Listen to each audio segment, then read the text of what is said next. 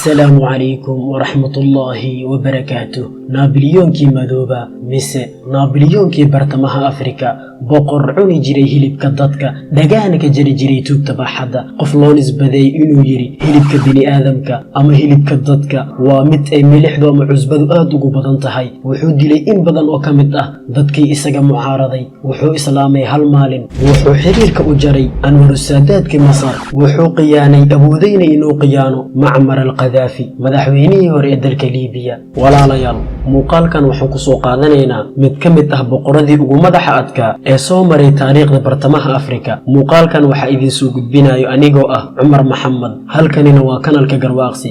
soo dhawaada saaxiibayaal, kuna soo dhawaada muuqaal aan uga hadlayno taariikhda boqorkii Afgembigu ku qabsaday Jamhuuriyadda Bartamaha Afrika una bedelay Imbaraatoriyadii Bartamaha Afrika.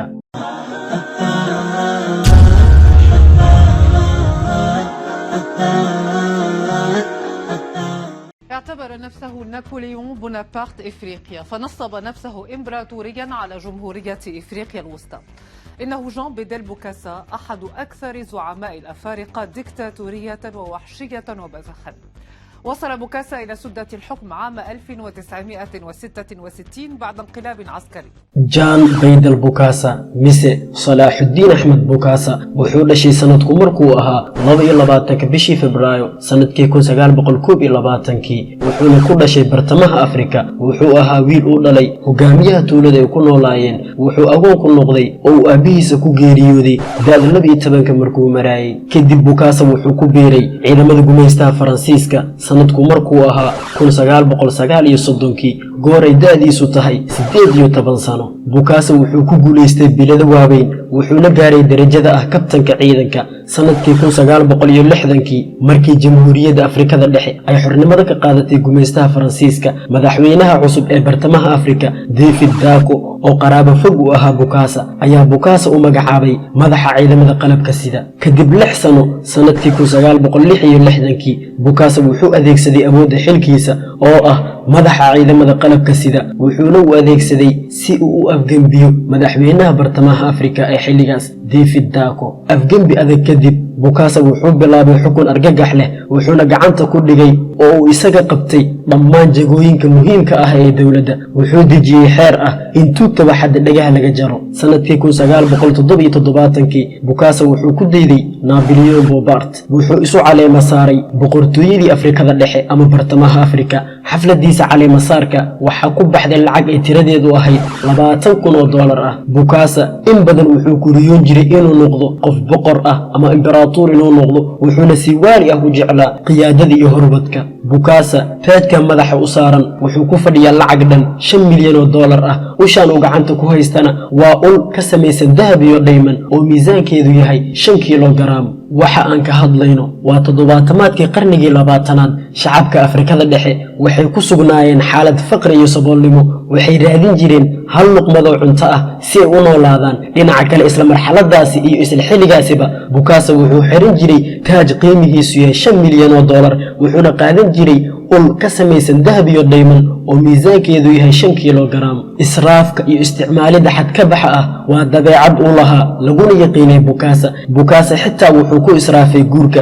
marka loo fiiriyo diintiisa Kaatoolikiga wuxuu dhalay caruur aad u tiro badan. tirabadnida caruurtiisa waxay gaartay heer ay caruurtaasi qaarkood qaarka kale aysan aqoonin tirabadni awgiye. Bukaasa wuxuu ahaa boqor aan u naxariisan jirin cadawgiisa waxaana lagu naanaysi jiray Al-Jazzaar oo micnaheedu yahay midka dadka qala. Bukaasa maalin ayaa wuxuu kulmiyay xukuumaddiisa wuxuuna ku martiqaaday qasrigiisa. markii ay cuntadii dhameysteen oo ay wasiiradii dhergeen ayaa wuxuu u sheegay inay cuneen hilib ka mid ah wasiiradiisa. Bukaasa wuxuu in badan la yaabi jiray gaari ay carabtu isticmaali jirtay waana kan horteena ka muuqda. gaarigaasi wuxuu ka dalbaday Anwar Saadaat ka Masar laakiin nasiib xumo Anwar Saadaat wuu diiday inuu oofiyo dalabkii Bukaasa. kadib Bukaasa wuxuu iclaamiyay gabi ahaanba inuu xiriirka u jaray dawladda Masar diidmadaasi awgeed. mar kale Bukaasa wuxuu taageer iyo caawinaad ka dalbaday Muammar al-Qadaafi madaxweynihii hore ee dalka Liibiya. Qadaafi wuxuu soo diray korneel ka mid ah korneeladiisa oo uu soo dhiibay fariin ah aslim taslam wana'tika bima turid oo micnaheedu yahay Bukaaso diinta islaamka qaado waad badbaadaysaa waxaad rabtidna waan kula iimaanaynaa. yacni haddii aad diinta islaamka qaadatid wax walibaad u baahantahay waan ku siinaynaa. marka ay fariintani soo gaartay Bukasa wuxuu aaday dalka Liibiya wuxuuna iclaamiyay inuu islaamay magaciisuna wuxuu u bedelay Salaaxudiin Axmed Bukasa. laakiin islaamidii Bukasa ma aysan sii jirin, islaamkiisa wuxuu ku ekaa markii uu ka soo laabtay Liibiya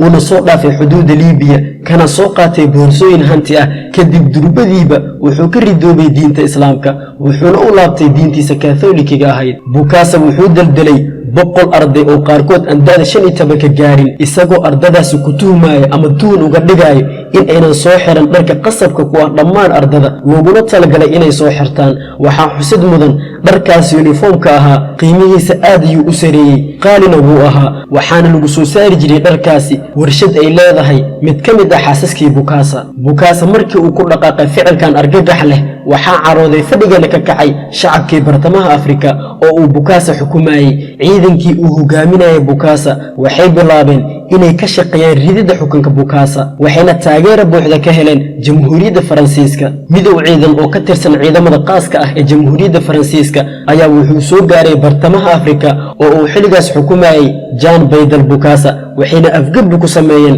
xukuumaddii Bukasa iyagoo uu soo amray madaxweynaha xiligaas xukumayay Faransiiska Giscard d'Estaing oo xiriir saaxiibtinimo kala dhaxeeyay Bukasa. afgabbigi kadib waxaa gacanta lagu dhigay Bukasa waxaana loo tarxiilay oo loo qaaday dalka Faransiiska.